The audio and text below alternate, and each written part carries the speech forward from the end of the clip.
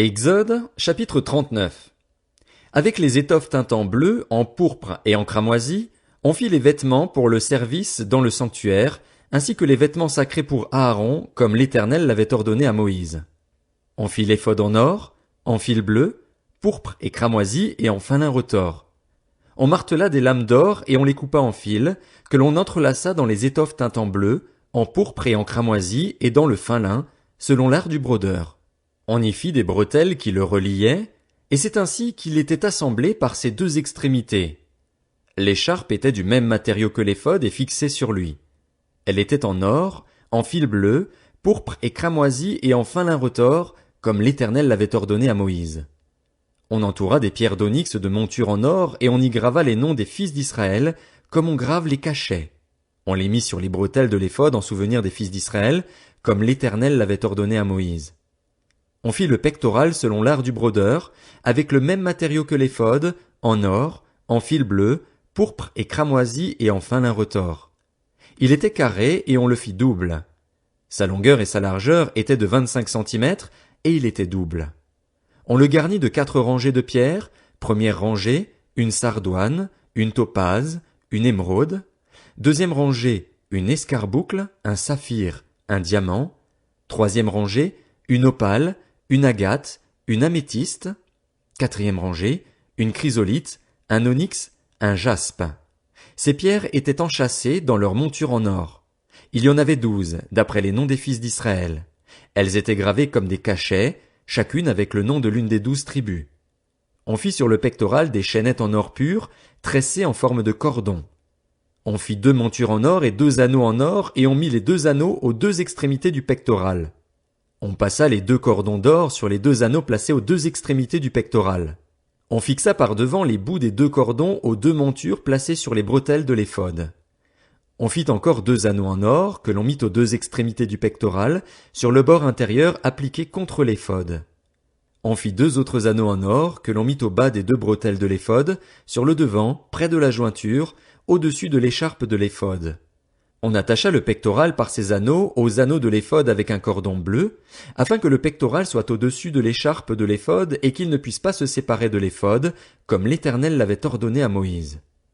On fit la robe de l'éphod entièrement tissée d'étoffe bleue. Au milieu de la robe, il y avait une ouverture comme l'encolure d'un habit en cuir, et cette ouverture était ourlée tout autour afin que la robe ne se déchire pas. On mit sur la bordure de la robe des grenades de couleur bleue, pourpre et cramoisi, en fil retors. On fit des clochettes en or pur et on les mit entre les grenades sur tout le tour de la bordure de la robe, on les intercala entre les grenades. Une clochette et une grenade, une clochette et une grenade, sur tout le tour de la bordure de la robe destinée au service, comme l'Éternel l'avait ordonné à Moïse. On fit les tuniques tissées en fin lin pour Aaron et pour ses fils. On fit aussi la tiare en fin lin et les coiffes en fin lin pour marquer l'honneur de leur rang, les caleçons en fin lin retors, la ceinture en fin lin retors brodée et de couleur bleue, pourpre et cramoisi, comme l'Éternel l'avait ordonné à Moïse. On fit la lame, le diadème sacré, en or pur, et l'on y écrivit, comme on grave un cachet, sainteté à l'Éternel. On l'attacha avec un cordon bleu en haut de la tiare, comme l'Éternel l'avait ordonné à Moïse.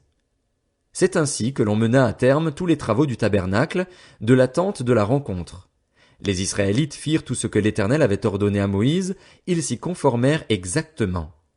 On amena le tabernacle à Moïse, la tente et tout ce qui en dépendait, les agrafes, les planches, les barres, les colonnes et les bases, la couverture de peau de bélier teinte en rouge, la couverture de peau de dauphin et le voile de séparation, l'arche du témoignage et ses barres, ainsi que le propitiatoire, la table, tous ses ustensiles et les pains consacrés, le chandelier d'or pur, ses lampes, les lampes préparées, tous ses ustensiles et l'huile pour le chandelier, l'autel d'or, l'huile d'onction et le parfum odoriférant, et le rideau de l'entrée de la tente, l'autel de bronze, sa grille de bronze, ses barres et tous ses ustensiles, la cuve avec sa base, l'étoile du parvis, ses colonnes, ses bases et le rideau de la porte de cette cour, ses cordages, ses pieux, ainsi que tous les ustensiles pour le service du tabernacle, pour la tente de la rencontre, les vêtements de service pour le sanctuaire, les vêtements sacrés pour le grand prêtre Aaron et ceux de ses fils pour leur fonction en tant que prêtres,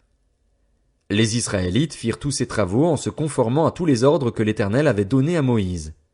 Moïse examina tout le travail et vit qu'il l'avait fait comme l'Éternel l'avait ordonné. Il l'avait fait exactement ainsi. Alors Moïse les bénit. Exode, chapitre 40. L'Éternel dit à Moïse: Le premier jour du premier mois, tu dresseras le tabernacle, la tente de la rencontre. Tu y placeras l'arche du témoignage et tu cacheras l'arche avec le voile. Tu apporteras la table et tu la disposeras en ordre. Tu apporteras le chandelier et tu en arrangeras les lampes. Tu placeras l'autel d'or pour le parfum devant l'arche du témoignage et tu mettras le rideau à l'entrée du tabernacle. Tu placeras l'autel des holocaustes devant l'entrée du tabernacle, de la tente de la rencontre. Tu placeras la cuve entre la tente de la rencontre et l'autel et tu y mettras de l'eau. Tu placeras le parvis autour et tu mettras le rideau à la porte de cette cour. Tu prendras l'huile d'onction et tu en verseras sur le tabernacle et tout ce qu'il contient. Tu le consacreras avec tous ses ustensiles et il sera saint. Tu verseras de l'huile sur l'autel des holocaustes et tous ses ustensiles. Tu consacreras l'autel et l'autel sera très saint. Tu verseras de l'huile sur la cuve avec sa base et tu la consacreras. Tu feras avancer Aaron et ses fils vers l'entrée de la tente de la rencontre et tu les laveras avec de l'eau. Tu habilleras Aaron des vêtements sacrés. Tu verseras de l'huile sur lui et tu le consacreras pour qu'il soit à mon service en tant que prêtre. Tu feras approcher ses fils, tu les habilleras des tuniques et tu les consacreras par onction, comme tu l'auras fait pour leur père, pour qu'ils soient à mon service en tant que prêtre. Cette onction leur assurera à perpétuité l'exercice de la fonction de prêtre au fil des générations. Moïse se conforma à tout ce que l'Éternel lui avait ordonné, c'est exactement ainsi qu'il agit. Le premier jour du premier mois de la 2e année, après leur sortie d'Égypte, le tabernacle fut dressé. Moïse dressa le tabernacle, il posa ses bases, plaça les planches et les barres et éleva les colonnes. Il étendit la tenture sur le tabernacle et mit sa couverture par-dessus, comme l'Éternel le lui avait ordonné. Il prit le témoignage et le plaça dans l'arche. Il mit les barres à l'arche et posa le propitiatoire sur l'arche. Puis il apporta l'arche dans le tabernacle, mit le voile de séparation et cacha ainsi l'arche du témoignage, comme l'Éternel le lui avait ordonné. Il plaça la table dans la tente de la rencontre, du côté nord du tabernacle, devant le voile, et il y déposa les pains en ordre devant l'Éternel, comme l'Éternel le lui avait ordonné.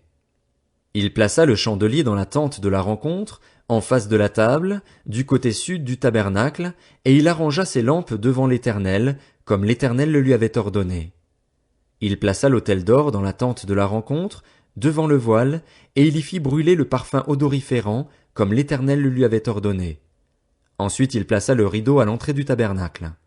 Il plaça l'autel des holocaustes près de l'entrée du tabernacle, de la tente de la rencontre, et il y offrit l'holocauste et l'offrande, comme l'Éternel le lui avait ordonné. Il plaça la cuve entre la tente de la rencontre et l'autel, et il y mit de l'eau pour les ablutions. Moïse, Aaron et ses fils s'y lavèrent les mains et les pieds. Lorsqu'ils entrèrent dans la tente de la rencontre et qu'ils s'approchèrent de l'autel, ils se lavèrent, comme l'Éternel l'avait ordonné à Moïse. Enfin, il dressa le parvis autour du tabernacle et de l'autel, et il mit le rideau à la porte de cette cour. C'est ainsi que Moïse mit un terme aux travaux. Alors la nuée couvrit la tente de la rencontre et la gloire de l'Éternel remplit le tabernacle. Moïse ne pouvait pas entrer dans la tente de la rencontre parce que la nuée restait dessus et que la gloire de l'Éternel remplissait le tabernacle. À chacune de leurs étapes, les Israélites partaient quand la nuée s'élevait au-dessus du tabernacle. Et si la nuée ne s'élevait pas, ils ne partaient pas jusqu'à ce qu'elle s'élève. De jour, la nuée de l'Éternel était sur le tabernacle. De nuit, il y avait un feu à l'intérieur de la nuée. Elle était visible de toute la communauté d'Israël à chacune de leurs étapes. Lévitique, chapitre 1. L'Éternel appela Moïse. De la tente de la rencontre, il lui dit: Transmets ces instructions aux Israélites. Lorsque quelqu'un parmi vous fera une offrande à l'Éternel, il offrira du bétail, du gros ou du petit bétail. Si son offrande est un holocauste de gros bétail, il offrira un mâle sans défaut. Il l'offrira à l'entrée de la tente de la rencontre, devant l'Éternel, pour obtenir sa faveur. Il posera sa main sur la tête de l'holocauste, qui sera accepté de l'Éternel pour lui servir d'expiation. Il égorgera le veau devant l'Éternel et les prêtres, les descendants d'Aaron, offriront le sang et le verseront sur tout le pourtour de l'autel qui est à l'entrée de la tente de la rencontre. Il enlèvera la peau de l'holocauste et le coupera en morceaux. Les descendants du prêtre Aaron mettront du feu sur l'autel et arrangeront du bois sur le feu. Les prêtres, les descendants d'Aaron, poseront les morceaux, la tête et la graisse sur le bois en feu placé sur l'autel. Il lavera les entrailles et les pattes avec de l'eau. Le prêtre brûlera toute l'offrande sur l'autel. C'est un holocauste, un sacrifice brûlé au feu dont l'odeur est agréable à l'Éternel. Si son offrande est un holocauste de petit bétail, d'agneau ou de chevreau, il offrira un mâle sans défaut. Il l'égorgera du côté nord de l'autel, devant l'Éternel. Les prêtres, les descendants d'Aaron, en verseront le sang sur tout le pourtour de l'autel. Il le coupera en morceaux et le prêtre les posera, avec la tête et la graisse, sur le bois mis au feu sur l'autel. Il lavera les entrailles et les pattes avec de l'eau, et le prêtre sacrifiera le tout, il brûlera l'offrande sur l'autel. C'est un holocauste, un sacrifice brûlé au feu dont l'odeur est agréable à l'Éternel. Si son offrande à l'Éternel est un holocauste d'oiseaux, il offrira des tourterelles ou de jeunes pigeons. Le prêtre sacrifiera l'oiseau sur l'autel. Il lui ouvrira la tête avec l'ongle, la brûlera sur l'autel et versera le sang contre un côté de l'autel. Il enlèvera le jabot avec ses plumes et le jettera près de l'autel, vers l'est, à l'endroit où l'on met les cendres. Il le déchirera par les ailes, sans les détacher. Le prêtre brûlera l'oiseau sur l'autel, sur le bois mis au feu. C'est un holocauste, un sacrifice brûlé au feu dont l'odeur est agréable à l'Éternel.